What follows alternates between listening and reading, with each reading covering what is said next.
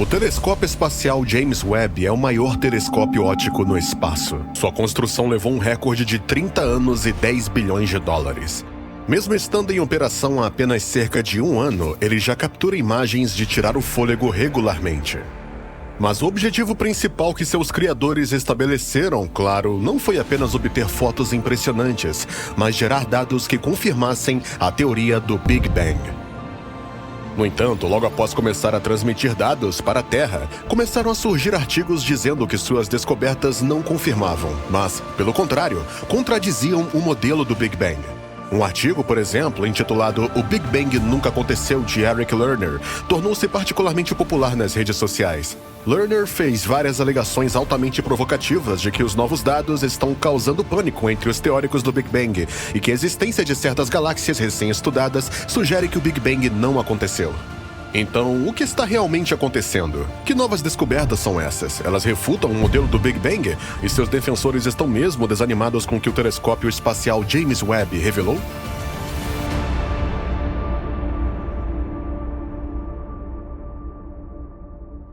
Alguns conceitos na astronomia existem desde os tempos antigos, enquanto outros surgiram apenas recentemente.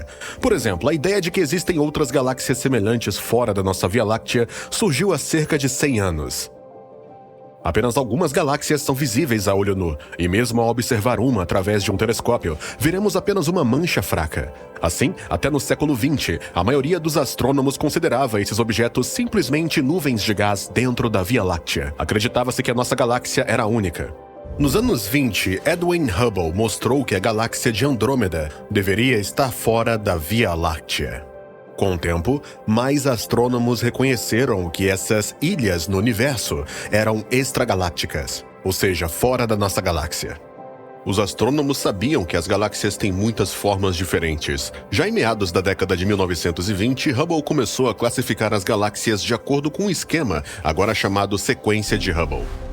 De acordo com essa classificação, existem galáxias elípticas, espirais e irregulares. As galáxias elípticas estão representadas na parte esquerda. Elas são grandes e redondas, variando de esféricas a ovais. Galáxias espirais, representadas no lado direito do diagrama, são planas, em forma de disco, com braços espirais e bojos centrais. Algumas delas são espirais saltadoras, cada uma com uma ponte entre o bojo e os braços. A nossa Via Láctea, aliás, é considerada uma espiral barrada. Alguns astrônomos também consideram as galáxias lenticulares uma categoria à parte. Elas ficam no meio da sequência, com núcleos grandes e formato achatado, mas sem braços espirais. Bom, finalmente, as galáxias irregulares são aquelas que não se encaixam nas outras categorias. Elas tendem a ser assimétricas e, como o nome sugere, de formato bastante irregular. Conhecendo essas variedades básicas, estamos prontos para prosseguir.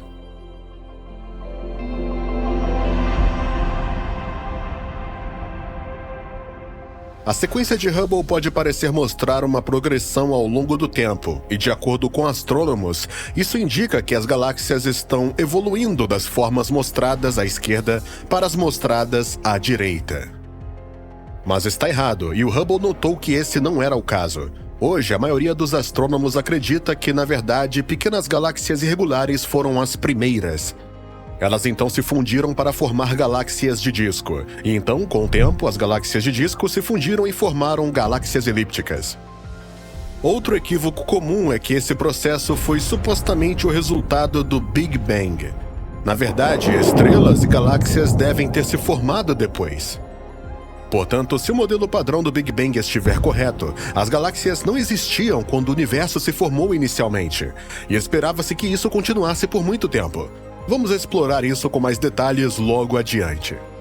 Depois, houve uma era em que as galáxias estavam apenas começando a se formar, e com o tempo evoluíram para o tipo de galáxias que vemos hoje. Portanto, se pudéssemos de alguma forma olhar para trás no tempo, na maior parte da história do cosmos, veríamos as mesmas galáxias maduras que vemos hoje. Mas se continuássemos a olhar cada vez mais longe no passado, eventualmente veríamos a época em que as primeiras galáxias estavam se formando. Ou seja, se o modelo do Big Bang estivesse correto e se pudéssemos olhar longe o suficiente no passado, veríamos um universo dominado por galáxias imaturas que, para os padrões de hoje, pareceriam estranhas e irregulares.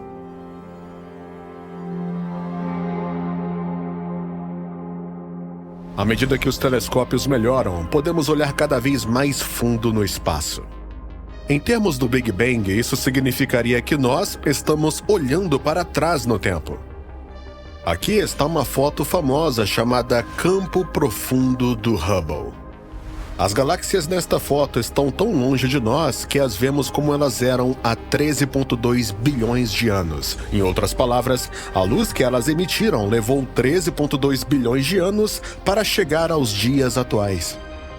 De acordo com a lógica dos astrônomos evolucionistas, à medida que olhamos cada vez mais longe no espaço e, portanto, cada vez mais longe na história cósmica, deveríamos descobrir cada vez mais galáxias irregulares. Por muitos anos, isso parecia estar alinhado com as expectativas dos cientistas. No entanto, como se viu, as coisas não aconteceram tão perfeitamente assim.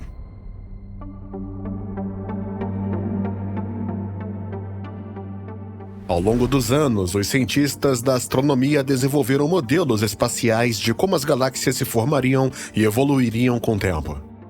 No início dos anos 2000, ficou claro que a formação de galáxias levaria de 3 a 6 bilhões de anos. Consequentemente, se o modelo do Big Bang estiver correto e nossos telescópios pudessem olhar fundo o suficiente no espaço, se tornaria possível ver a luz das primeiras galáxias.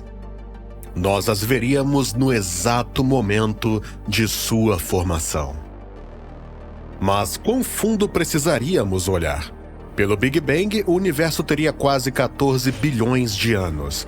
Observando galáxias a uma distância entre 8 e 11 bilhões de anos-luz, veríamos o universo quando ele tinha apenas entre 3 e 6 bilhões de anos de idade. Não é fácil, mas equipamentos modernos conseguem fazer isso, e no início dos anos 2000, os astrônomos já observavam objetos a essas distâncias. Mas os astrônomos viram o universo no seu estágio inicial de formação? Não. Ao olhar para o espaço nessas distâncias absurdas, eles continuaram a ver galáxias maciças e maduras que, segundo os modelos seculares, não deveriam existir, pois não haveria tempo suficiente para elas se formarem. E ainda assim, elas estão lá. Em 2004, foi publicado o estudo Gemini Deep Survey, onde o astrônomo britânico Carl Glazebrook, conhecido por seu trabalho sobre a formação de galáxias, comentou: Esperávamos encontrar basicamente 0 galáxias massivas, além de cerca de 9 bilhões de anos atrás, porque os modelos teóricos prevêem que as galáxias massivas se formam por último. Em vez disso, encontramos galáxias altamente desenvolvidas que simplesmente não deveriam estar lá, mas estão. Um estudo de 2005 usou o telescópio espacial Spitzer e o astrônomo do Centro Harvard-Smithsonian, Jiansheng Huang, escreveu sobre os resultados. Estamos descobrindo galáxias que jamais esperaríamos encontrar, com uma grande variedade de propriedades que jamais esperaríamos ver. O astrônomo do Observatório Carnegie, Yves Labey, acrescentou: Estamos pasmos. Estas são as galáxias mais primitivas e antigas descobertas até hoje. A existência delas não foi prevista pela teoria. Quero enfatizar uma coisa. Pelos modelos do Big Bang, galáxias maciças não deveriam existir há mais de 9 bilhões de anos. Isso é só cerca de 5 bilhões de anos após o suposto Big Bang, e elas levariam cerca de 6 bilhões de anos para nascer. No entanto, galáxias maciças também foram achadas a distâncias maiores. Mas, apesar de tudo, havia um consolo para os cientistas evolucionistas. Como mencionamos, a maioria das galáxias irregulares foi descoberta nessas distâncias. Assim, embora não devesse haver galáxias maciças ali, a grande presença de galáxias irregulares era bem consistente com as expectativas dos defensores do Big Bang. Mas aí, no final de 2021, o telescópio espacial James Webb foi lançado, e tudo mudou.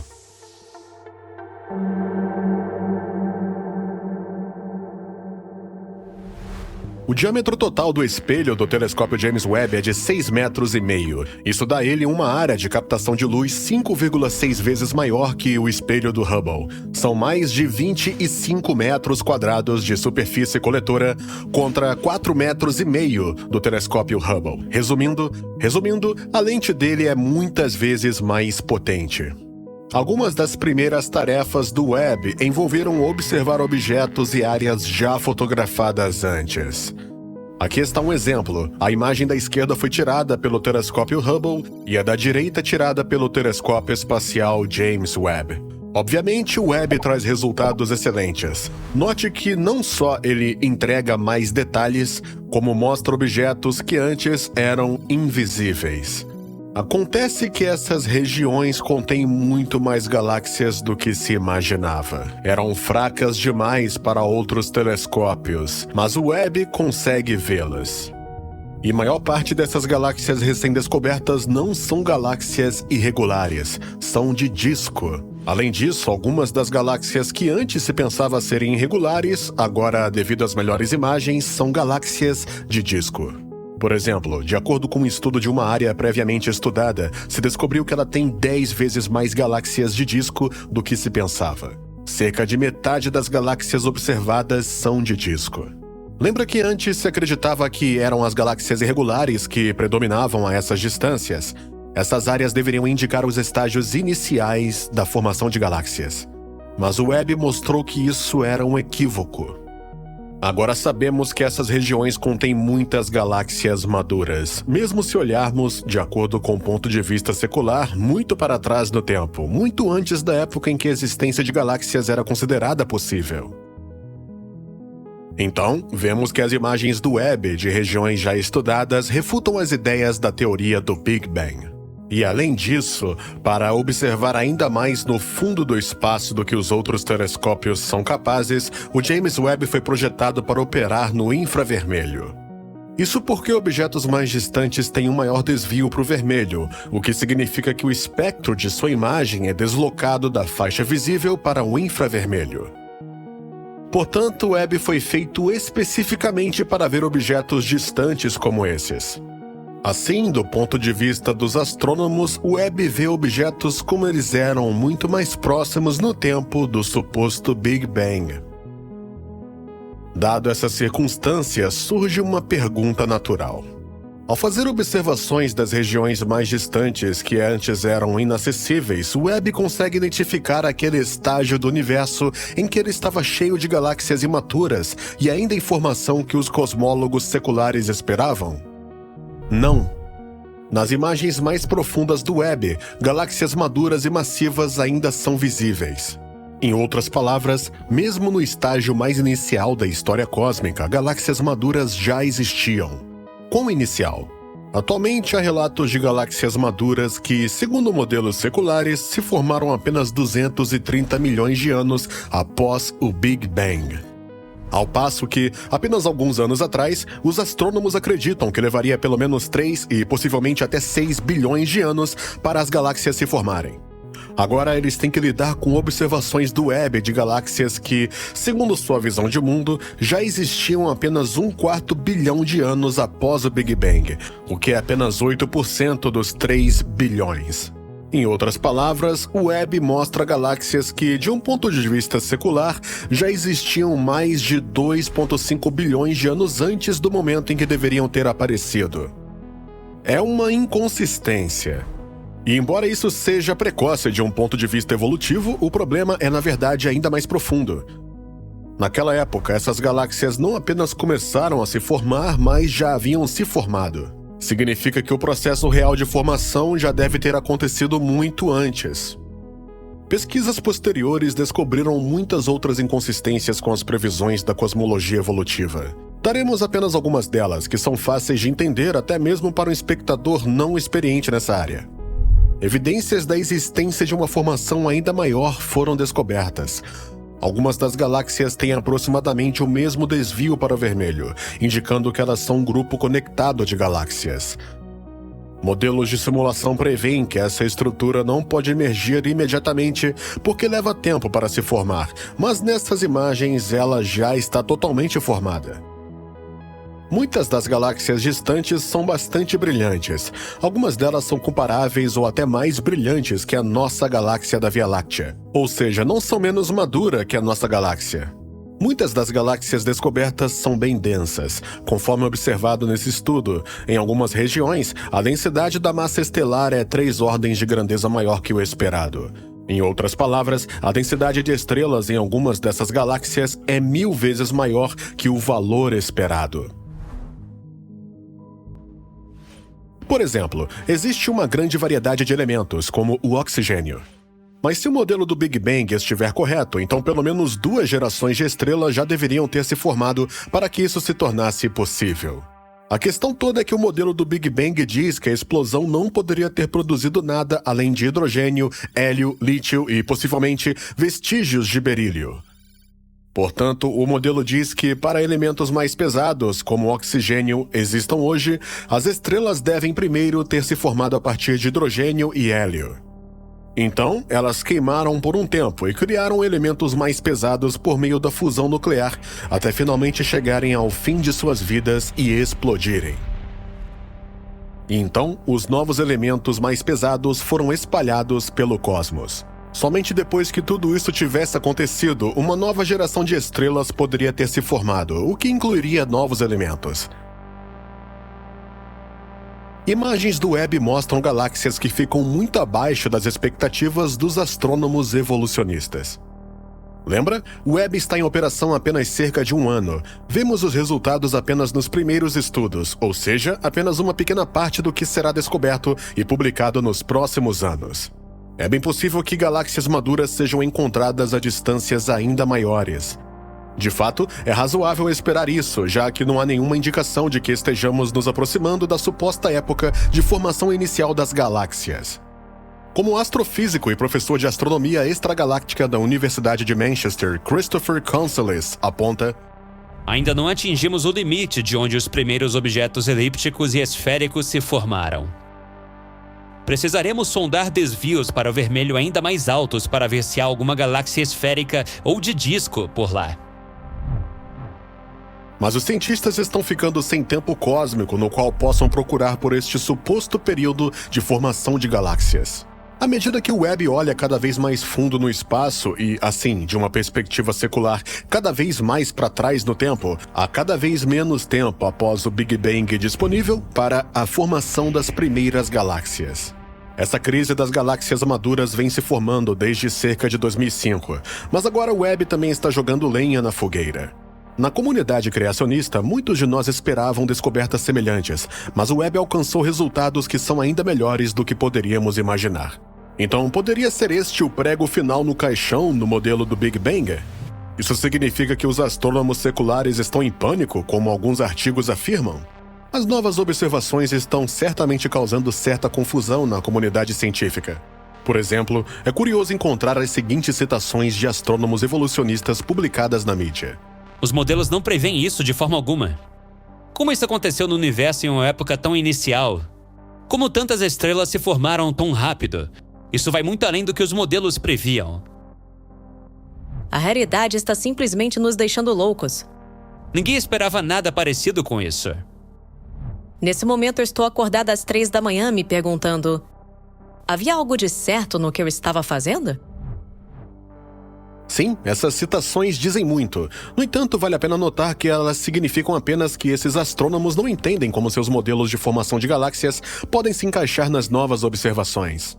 Mas isso não significa que eles questionem o modelo do Big Bang em si. Pode parecer estranho que os cientistas evolucionistas não estejam respondendo de forma apropriada a esses dados. Com muito poucas exceções, a comunidade astronômica secular aceita o modelo do Big Bang como um fato. A maioria dos cientistas não questiona o modelo porque isso nem sequer lhes ocorre, e parece que foi entregue um mandato de inviolabilidade à ideia do Big Bang, e ela não será abandonada sob nenhuma circunstância. Mas as observações do telescópio James Webb nos forçarão a reconsiderar os modelos de formação de galáxias, formação inicial de estrelas e assim por diante? Sim, com certeza. De fato, esse processo já começou. As observações do Webb são tão inconsistentes com expectativas seculares que parece lógico questionar o modelo mais amplo, que inclui o Big Bang, que deu origem a essas expectativas em primeiro lugar. No entanto, como a prática mostra, mesmo resultados tão chocantes das observações do Webb não serão suficientes para refutar a cosmologia do Big Bang. Descobertas anteriores já haviam minado esse modelo, mas isso não mudou em nada o cenário. Vamos mencionar alguns desses exemplos. O modelo do Big Bang viola as leis da física. Ou algo surgiu do nada, o que viola a lei da conservação da matéria e da energia, ou sempre existiu algo, o que viola a segunda lei da termodinâmica, que indica que, em algum tempo finito, toda energia útil disponível para realizar o trabalho útil deve se esgotar e o universo entrará em um estado de morte térmica. Mas nós os vemos bastante vivo e cheio de energia útil. De qualquer forma, o Big Bang contradiz as leis da ciência. O único modelo cosmológico que explica o nosso universo e que também é consistente com a física envolve um ato criativo feito por um criador sobrenatural. O Big Bang exige a introdução de um período inflacionário. Uma história completamente absurda sobre o inflaton, uma partícula fictícia totalmente sem relação com a física, que foi apenas inventada para proteger o modelo de evidências que, de outra forma, seriam fatais a ele. O Big Bang exige a ideia de um multiverso, de um número infinito de universos. Essa ideia não é apenas anticientífica, ela é uma anticiência. Mas a comunidade secular a aceita de qualquer maneira, porque ela é necessária para que o modelo do Big Bang consiga, ao menos de alguma forma, explicar as leis da física impressionantemente bem ajustadas e o design aparente do universo. O modelo do Big Bang exige a energia escura, uma misteriosa força antigravitacional, que, mais uma vez, está completamente fora do domínio da física conhecida e que foi inventada para proteger uma premissa evolutiva fundamental chamada de princípio cosmológico de ser refutada por evidências científicas. Embora as descobertas do Webb contradigam radicalmente as previsões seculares sobre a formação de galáxias, essas previsões logo serão modificadas para se ajustarem a elas. Comparado a todos os outros problemas fatais que o modelo do Big Bang tem e a todos os truques os quais a comunidade evolutiva recorreu para protegê-lo, criar novas previsões para uma formação acelerada de galáxias será brincadeira de criança.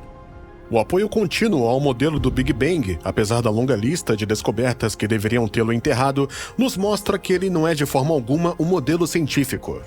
Modelos científicos são descartados quando há evidências suficientes contra eles, mas o Big Bang foi protegido disso. E tudo porque ele, na verdade, não é um modelo científico. É uma ideologia, é uma crença inegável mantida pela comunidade secular.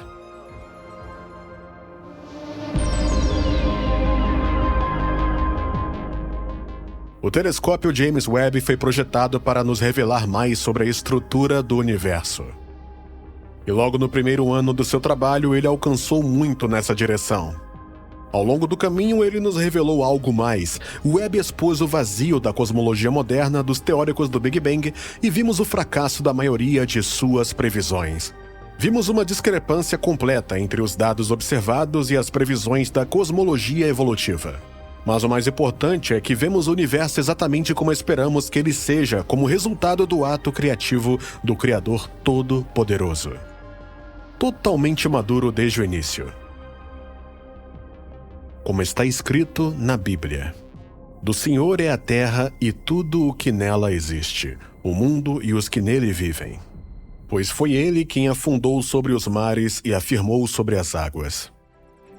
Obrigado por assistirem. Se curtiram o vídeo, ajudem-nos a espalhar essa informação para o maior número de pessoas possível ouvir a verdade.